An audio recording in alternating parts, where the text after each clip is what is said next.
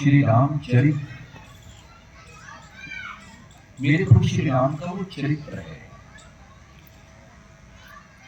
अवधी भाषा में गोस्वामी तुलसीदास ने उसको ये नाम दिया है श्री रामचरितमानस। पूरा एक ही शब्द है, एक ही वाक्य है, लेकिन प्रभु श्री राम जो श्री समेत हैं, लक्ष्मी से युक्त हैं, योगी लोग जिसमें रमण करते हैं। मुझे लगता है कि कभी आपने जरूर सुना होगा, जब राम शब्द की व्युत्पत्ति होती है उसका निर्वचन होता है। विद्वान लोग तो सब जानते हैं, शास्त्री जी बैठे हैं। कई बार मैं जिक्र किया करता हूं कि जब 44 साल पहले, 45 साल पहले, 1980 में, उस समय जब सुशील जी हम निरुद्र पढ़ रहे थे, क्योंकि आप मेरे साथी रहे हो, हम 82 में इकट्ठे शास्त्री की, लेकिन उससे पहले शास्त्री करते हुए आचार्य यास्क के निरुक्त को पढ़ते हुए उसमें निर्वचन बड़े हमने देखे। बहुत व्युत्पत्तियां एक एक शब्द की आचार्य ने की। राम रमन्ते योगिनो यस्मिन् स रामः। कौन है राम? जिसमें योगी लोग रमण करते हैं। इतना विचित्र अद्भुत जीवन रहा होगा उस महान व्यक्तित्व का कि योगी लोग भी जिसके अंदर रमण करते हों, विचरण करते हों, निवास करते हों, वो है श्री राम।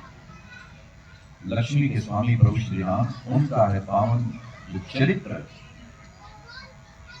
और जिसको रखा था भोलेनाथ ने अपने मन में, बाद में पार्वती के सामने प्रस्तुत किया, वो है श्री रामचरितमानस। उसी श्री रामचरितमानस का पारायण होता है, मास पारायण, और उसमें से थोड़ी बहुत चर्चा हो जाती है। वैसे तो मेरा मन मुख्य रूप से रहता है कि आपके भजनों को सुनूं, वो सुनने को मिल जाते हैं।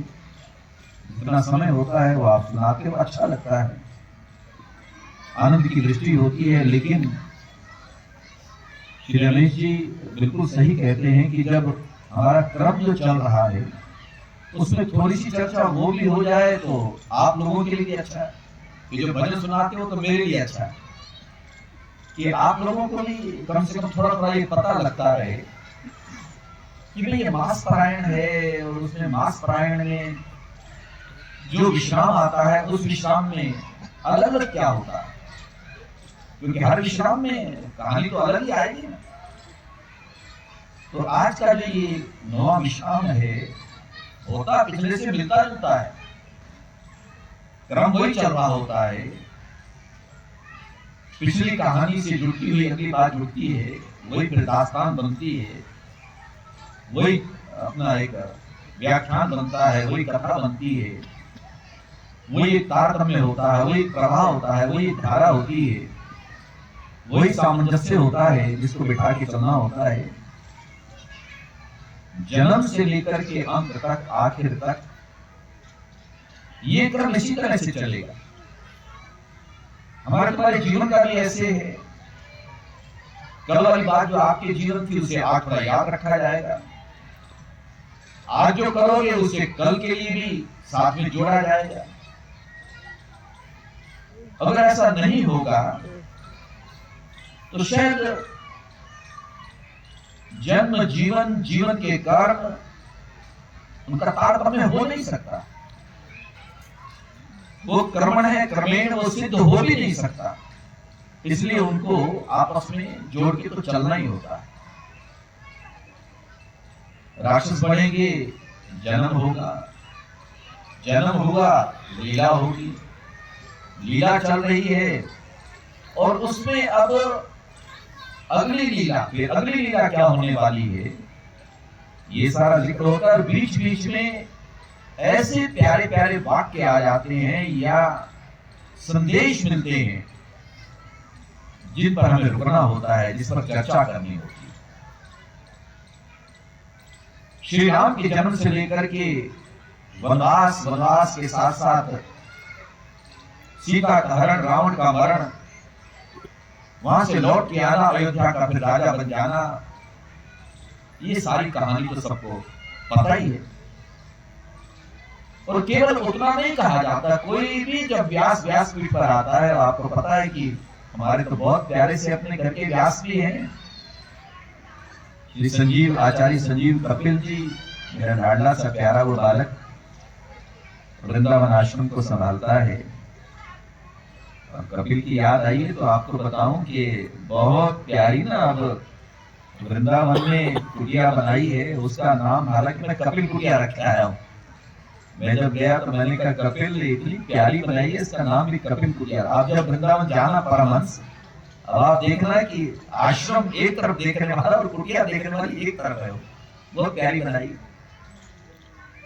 और मैंने कहा ये कुटिया जो बनी है कपिल, ये तुम्हारी साधना की कुटिया है, उसमें छोटे छोटे प्यारे प्यारे राधा माधव भी हैं, उनके दर्शन करना अलग अनुभूति होगी आपको। लेकिन आइए, व्यास जब होते हैं ना, वो जब चर्चा करते हैं तो उसमें हमारे जीवन के लिए बहुत सारी उपयोगी चीजें, कि हमारे रोजमर्रा के जीवन में, हमारी जीवन की इस जो धारा है इसमें, जीवन का क्रम है इसमें, कौन कौन सी चीजें जो हमारे बहुत काम आने वाली,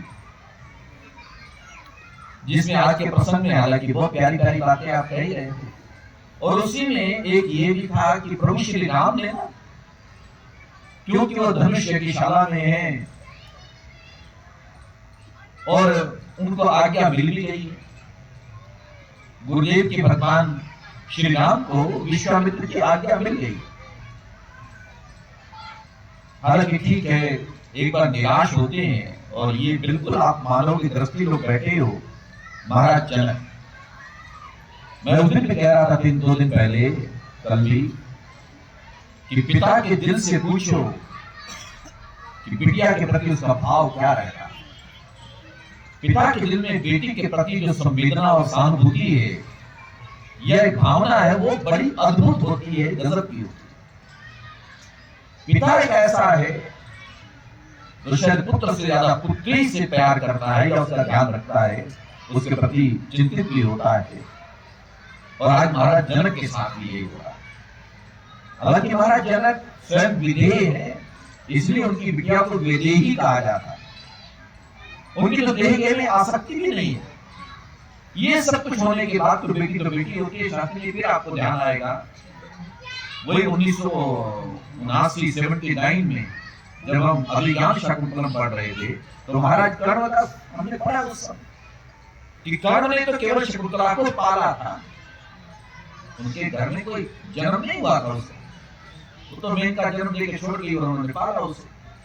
लेकिन पालने के बाद उस अपने द्वारा लालित पालित शकुंतला के प्रति भी उन कश्यप का कर्ण का कितना अनुराग था कि उनसे सहन नहीं हुआ आज कि जब शकुंतला विदा होने लगी। वो प्रसंग पूरा उसमें कभी कभी हम सुनाया करते हैं। और आज महाराज जनक जैसा एक महान व्यक्तित्व, एक वीतरा, जैसे भी सन्यासी की बात कर रहे थे, वो भी आज के प्रसंग में आई। वो सन्यासी क्या सन्यासी जिसके अंदर वैराग्य ना हो, ये प्रसंग था आज मानस में।